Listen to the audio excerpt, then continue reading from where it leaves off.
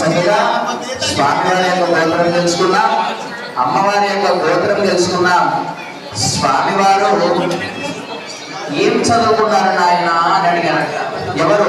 సీతమ్మవారి యొక్క తల్లిదండ్రులు ఏం చదువుకున్నారు నాయన అన్నట. అప్పుడు స్వామివారు అనంత వేదాధ్యాయిని, నేను అనంత వేదాధ్యయనం చేశాను, శ్రీమన్నారాయణుడిని నేను, రామచంద్రుడిని నేను అనంత వేదాధ్యయనం చేశాను, అచ్యుత పరబ్రహ్మణుడిని, ఆది నారాయణాయ పరవ్యూహ విభవ అంతర్యామి అర్చావతార పంచాశేయ ప్రవరాన్విత. కింద 7 లోకాలు, పైన 7 లోకాలు ధర్మ ప్రచారం చదివాను నాయన, నేను ఏమి చదవలేదు అని అన్నాడట.